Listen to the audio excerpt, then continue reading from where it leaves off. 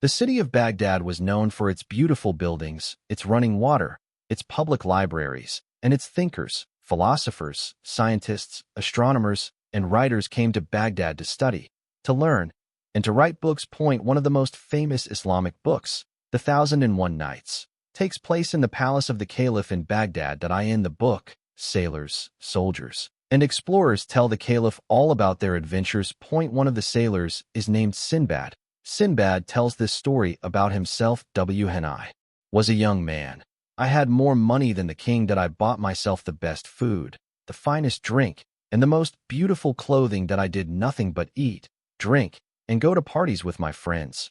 But one day I discovered that my money was almost gone, and I had done nothing all my life but enjoy myself. That I thought, before it is too late, I want to have an adventure and make a name for myself. When people hear my name, they will think Sinbad was a great explorer, braver than a lion. I sold everything I had left, even my fancy clothes. That I used the money to buy clothes for traveling and food for a long journey.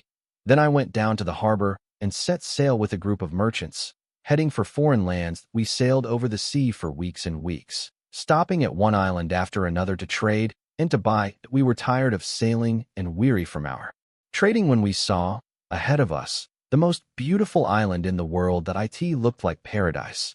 Tall green trees shaded soft, lush meadows. Flowers grew blue, yellow, and scarlet along the edges of clear running streams. Land, called out the captain. Let's sink our anchor here and rest for a while. We all left the ship anchored on the shore and wandered through the dim, cool gardens and sunny fields. Some of the men built fires on the shore and roasted meat for a feast.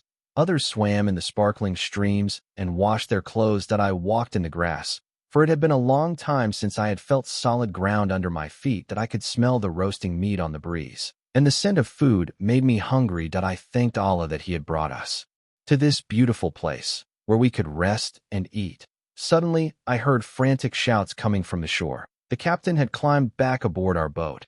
Where it lay up against the stand, he was screaming, run for your lives.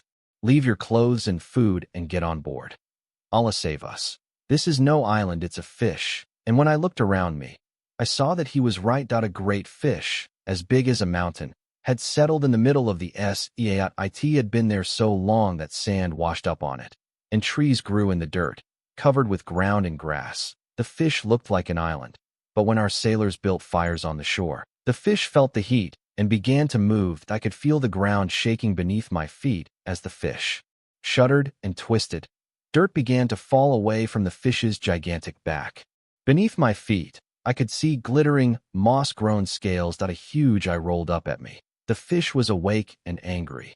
Men were fleeing back to the ship, leaving their pots, their food, and their clothes on the heaving sand. But I was too far away. I was still running across the sand when the fish shook itself and leaped high into the air. Trees, grass, flowers, and streams all flew away in a cloud of destruction. And then the fish hit the surface of the water with a thundering crash. Water sprang up all around it, high as a mountain.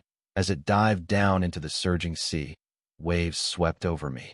My eyes and mouth were filled with water. I kicked frantically, seeing only the glitter of green sea all around me. I could hear the shouts and cries of my fellow sailors, also struggling in the sea. I thought that I would drown, but Allah sent my way a wooden tub, washed from the island. I climbed into it and huddled in the bottom, while the waves tossed me this way and that. And as I watched, our ship disappeared into the distance. The terrified captain was sailing away as fast as he could, ignoring the shouts of the men stranded in the sea. Night came. All that night, and all the next day, I sailed in my wooden tub, pushed about by the wind and waves. I suffered terribly from thirst and hunger. The sun beat down on me. When I dangled my feet over the tub's edge to cool them in the seawater, fish rose to the surface and nibbled at my soles. But as dark began to close around me again, I saw that the tide was carrying me towards a mountain island, with trees bending from its sides almost down to the water's surface. My tub washed beneath a tree, and I grabbed its branches and pulled myself up onto land. My legs were numb and cramping, and I had not slept since the fish island dove into the deeps beneath me. I threw myself down on the shore and slept like a dead man until the next morning. When I awoke, I managed to get to my feet and look about me. I found trees that bore sweet figs and apples, and springs of fresh sweet water. I ate until I was full, and drank until I was no longer thirsty. I thanked Allah for sparing my life, and began to explore the island. Birds sang sweetly in the trees above me. The soft smell of flowers drifted past me, but I could not see any sign of man. Was I alone on this island? I climbed a tall tree so that I could look around in all directions, but I saw nothing but sand, trees, the sky, and the mountain rising above me. I looked for some sign of life. Surely I could not be the only man on this island. Finally, I saw, far away on the other side of the mountain, some great white thing in the middle of the trees that it was too smooth to be a rock.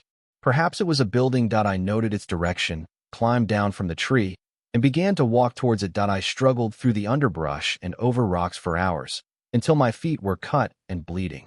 Finally, I arrived at a clearing in the trees.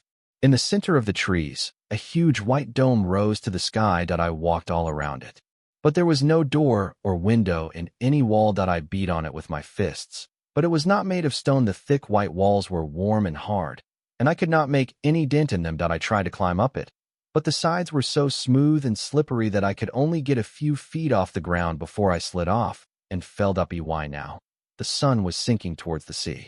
Dusk was creeping up around me. I thought that I should find myself a place to sleep, but as I turned away to look for shelter, I saw the sky grow suddenly dark. The light of the sun was blotted out. The air grew cold around me. I thought that a cloud had come over the sun, but then I saw that an enormous bird, as wide as a cloud and as tall as a mountain, had swooped down over my head. So large was this bird that it blotted out the sun. I was so amazed that I fell down on the ground, hoping that the bird would not see me.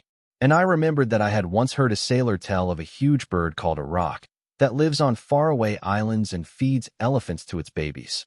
Then I knew that the enormous dome was the roc's egg. The gigantic bird settled down on the dome, spread its wings over its head, and fell asleep. I got carefully up, unwound my turban from my head, and made a rope from the cloth. Then I tied the cloth around my middle, crept up to the roc, and tied the other end to its thick, scaly leg. For I thought to myself, if the bird flies away, maybe it will take me to a land where there are people and cities, and then I will escape from this island. I was afraid to go to sleep.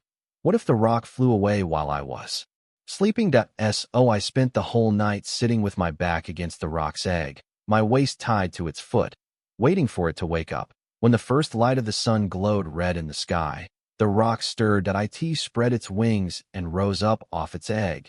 Carrying me with it, we rose so high into the sky that I thought we would leave the earth altogether and travel into the darkness of the air beyond and below me. The island and its dome were the size of grains of salt, scattered on the blue of the sea. Finally, the roc flew over land. Little by little it began to descend, coming closer and closer to earth. As soon as my feet touched the ground, I began to untie myself. I was shaking with fear. What if the roc took off again? Or what if it saw me and pecked me up from the earth like a grain of corn? But the bird never spotted me, and as soon as I was free, I ran away from it as quickly as I could. Soon I saw it snatch something from the ground with its enormous claws and rise back up into the air. It carried a snake, as long as a tree and as big around as a man. I kept walking until I found myself at the edge of a valley. Through the valley ran a river too wide to cross, and tall mountains stood all around the valley's sides. Then I thought to myself, I should have stayed on the island. At least there I had fruit to eat and water to drink. Here I have no food and no water, and I can never cross those mountains. Soon I recovered my courage and began to climb down into the valley. As soon as I put my feet to the ground, I saw that it was studded with diamonds, as big as my fist. I filled my pockets, my turban, and my cloak all full of diamonds. Perhaps I can make a raft, I thought, and float down the river until I come to a city. But as I came close to the river, I saw that the shores were swarming with snakes as big as palm trees that would swallow an elephant in one gulp. I was too afraid to go further.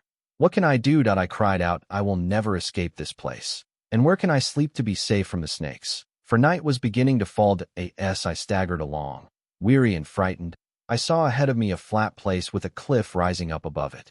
Eagles circled around it. As I watched, a piece of meat fell from the cliff onto the ground, and an eagle swept down and seized the meat that I looked up. There, far above me, were men. They were throwing down large pieces of meat into the valley below. And then I saw that this was how the men of this land got diamonds out of the dangerous valley of the snakes. When they threw pieces of meat down on top of the diamonds, some of the precious stones would stick to the meat. Then an eagle would swoop down, seize the meat, and carry it back up to the land above. As soon as the eagle settled to eat, the men would run at it waving sticks and shouting to scare it away. Then they would take away the diamonds that had stuck to the meat and leave the meat itself for the eagle to eat. As soon as I understood this, I ran and grabbed hold of one of the pieces of meat and held it up over my head. An eagle swooped down on it and seized it with his claws. Then he flew back up out of the valley with me dangling beneath him, holding onto the meat with all my strength. As soon as my feet touched the mountainside, I let go of the piece of meat and ran towards the men at the cliff's edge. They were disappointed to see that they had caught only another man, rather than a handful of diamonds. But I said to them, "Don't worry, I am an honest man, and Allah has delivered me from the valley of the snakes. Out of gratitude, I will give you some of the diamonds I have brought with me." Then I gave handfuls of diamonds to all of them. When I told them my story, they were amazed, for no one before had ever come alive from the valley of the snakes.